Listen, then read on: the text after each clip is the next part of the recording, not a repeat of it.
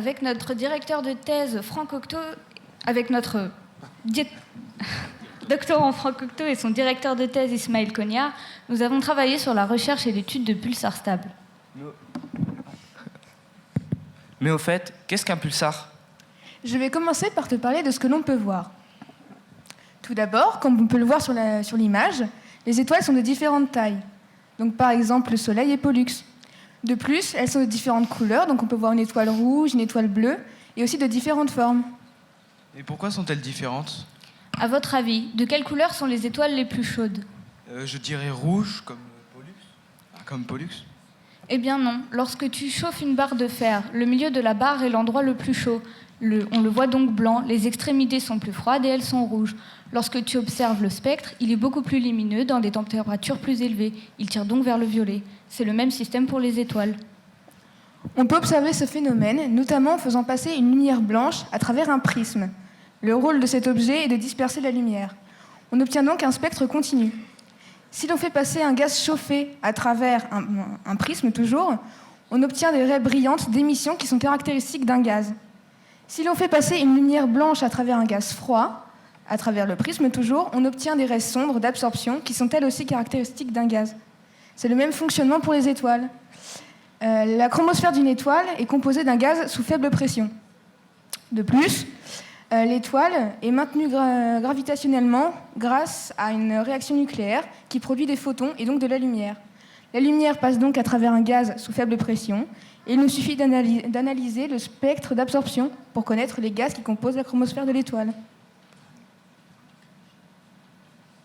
On peut aussi se servir d'un appareil photo, que l'on voit ici, contenant un réseau. Il nous suffit de prendre en photo les étoiles et l'on obtient leur spectre d'absorption. Ici, on peut observer le spectre du Soleil avec chaque raie qui est caractéristique des gaz qui composent sa chromosphère. À l'aide de spectres d'émission et du logiciel pédagogique SALSA, on a relié la position des pixels aux longueurs d'onde, nous permettant d'obtenir une courbe d'étalonnage. Enfin, à partir de cette dernière, on en a déduit les longueurs d'onde des raies sombres et donc la nature des gaz dans la chromosphère. Récapitulons. À l'aide des spectres, on peut connaître approximativement la température des étoiles et la composition de la chromosphère. De plus, nous pouvons connaître la classe spectrale de l'étoile grâce au graphique célèbre de Hertzsprung-Russell. On peut voir que les plus petites étoiles, au cours de leur cycle de vie, vont se transformer en géantes pour finir en naines blanches. Les autres, les plus grosses, vont se transformer en supergéantes pour donner naissance à des trous noirs ou à des pulsars. Dans le graphique d'en haut, on peut observer les différentes couleurs et ainsi que les compositions des différentes étoiles en fonction de leur température. Mais nous ne t'avons toujours pas dit ce que c'est qu'un pulsar. Un pulsar est une étoile à neutrons extrêmement dense ainsi que extrêmement compacte. En effet, il faut imaginer qu'elle fait 1,5 fois la masse du Soleil alors qu'elle ne fait que 20 km de diamètre.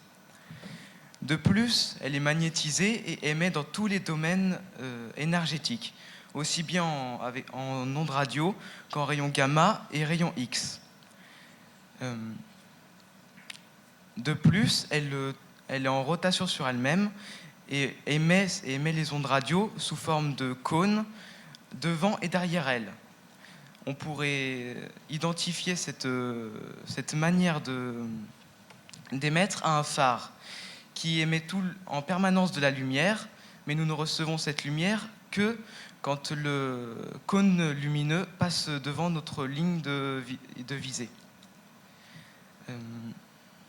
Cependant, notre doctorant, lui, travaille dans le domaine radio. Ça doit bien servir à quelque chose.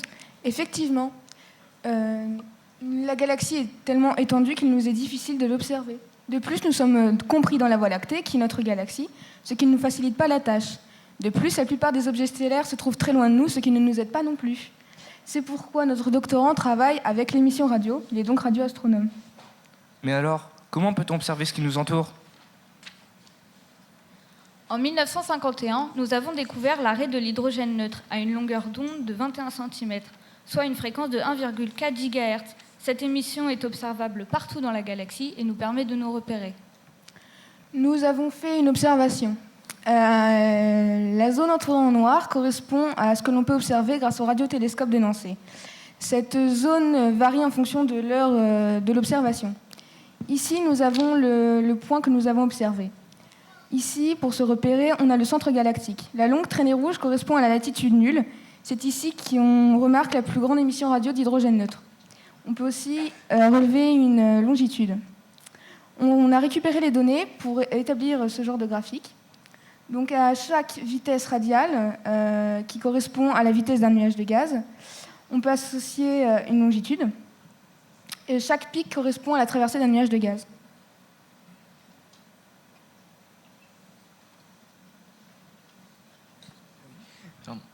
Mais cela ne répond toujours pas à la question de Nicolas. Attends un peu. Cela nous a permis de découvrir que la galaxie était organisée en spirale. Je comprends mieux.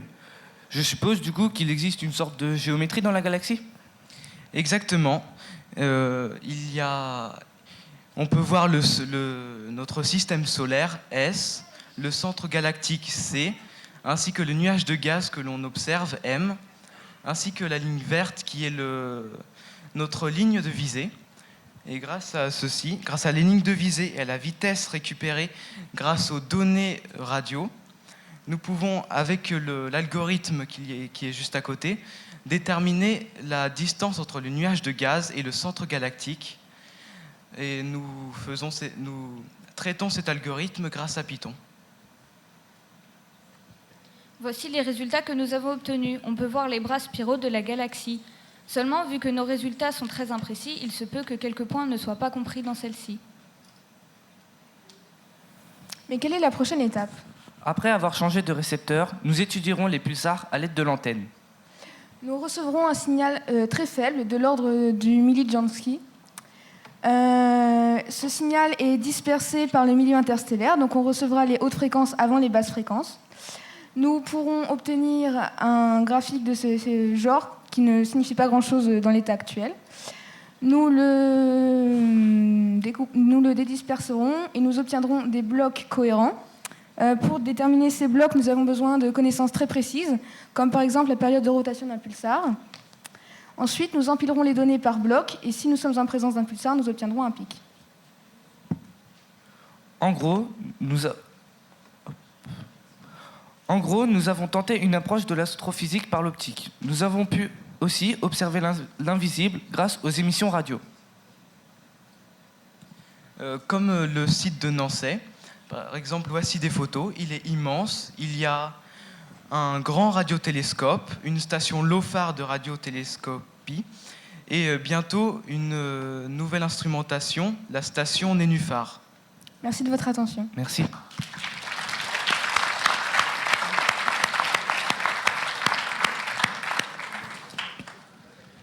Bon, on a appris beaucoup de choses, là. Enfin, on a vu beaucoup de choses. Vous avez fait du code ? Vous avez pu faire du Python ? Oui, on en a fait un peu. C'est aussi bien qu'on dit Python comme langage de programmation ? Oui, c'est intéressant. Première fois que vous en avez fait de la programmation, je suppose ? Oui. Oui. Et ah oui, là, moi je suis dépassé. Python, tout le monde en dit beaucoup de bien, mais j'ai pas eu le temps ou l'occasion d'expérimenter. Et donc c'est un langage qui est pour des gens comme vous, qui vous permet de prendre en main des calculs, des nombres, etc. Et... Oui, c'est pratique, ça permet de traiter beaucoup de données à la fois, ça évite de tout prendre. Sinon, ça prendrait beaucoup de temps, ça permet d'aller beaucoup plus vite. Bon, donc tout le monde doit apprendre un Python, le prochain langage, c'est l'avenir. Bon, et à part ça, là aussi, vous avez parlé de nombre, d'échelles. Alors, les vitesses que vous avez montrées dans les bras spiraux, hein, il en rêve encore depuis que je lui en ai parlé. C'est des dizaines ou des centaines de kilomètres par seconde. Est-ce que vous savez combien de temps le gaz met pour faire le tour de la galaxie à cette vitesse ? À 200 km par seconde, au niveau du Soleil, hein, on met 200 millions d'années pour faire le tour.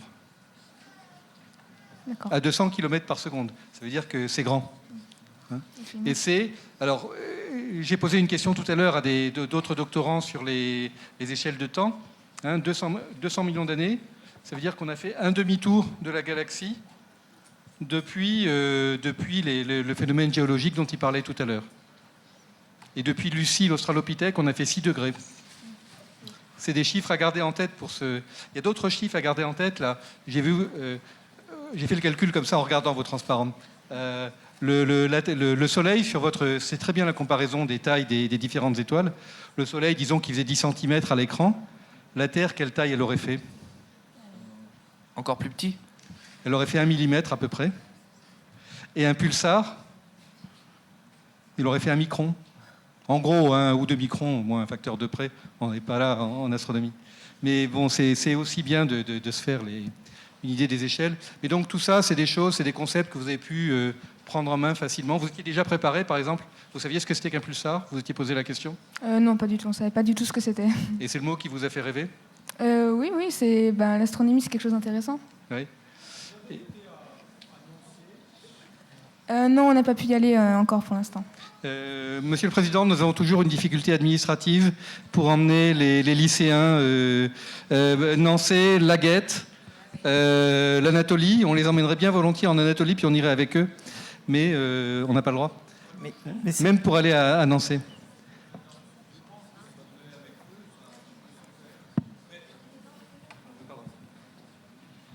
Si vous allez avec eux, je pense que ça peut se faire. Il me semble que c'est faisable quand même. Ce qui n'était pas faisable, c'est d'avoir un doctorant qui soit chauffeur, parce que évidemment le doctorant n'étant pas en responsabilité de l'établissement, c'est pas facile. Mais je pense que s'il y a un personnel, ça peut se faire. Non, ça c'était une question anecdotique. Hein. J'ai vu Nancy, comme vous parlez d'objets, mais celui-là il y a juste à côté. Et donc la Terre avec son petit centimètre a la prétention sur elle d'aller regarder vos pulsars dans leur fréquence. C'est bien cela? Oui, c'est ça. C'est ça, si j'ai bien compris. Et donc, c'est parce qu'on regarde dans les ondes de radio, c'est ça la réponse ou pas? Ou j'ai mal compris? Oui, on regarde les ondes radio et donc on observe les pulsars dans le domaine radio. Donc,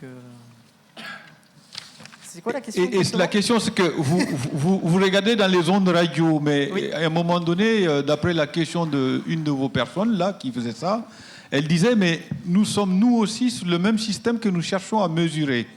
Oui, ça c'est alors comment on enlève le fait qu'on est sur le même système qu'on mesure?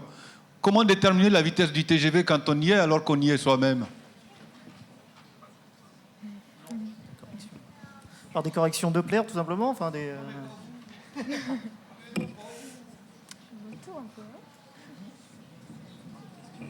Comment vous avez mesuré la vitesse là? Vous avez montré des vitesses, vous les avez mesurées comment? Comme Franck l'a dit, on doit utiliser l'effet Doppler pour pouvoir... Et vous connaissez l'effet Doppler à votre âge? Oui. Du coup, on a dû... C'est bien. Tout le monde sait ce que c'est que l'effet Doppler. Hein. Et les pulsars, à quoi ça sert? Observer les pulsars. Est-ce que vous savez qu'il y a un intérêt scientifique derrière, à part de savoir où ils sont et à quelle vitesse ils tournent?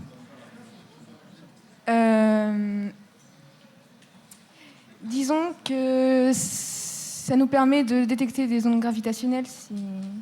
Et donc ça aussi, vous avez appris un peu ce que c'est, pourquoi on veut observer ça? Ça nous plaît aussi. Exactement, ouais. Ouais, non, c'est pas que ça sert à fabriquer des voitures, hein, ça, non. Mais à comprendre l'univers, ça sert aussi à fabriquer des voitures. Alors, bravo encore. Hein. Et puis on vous revoit l'an prochain.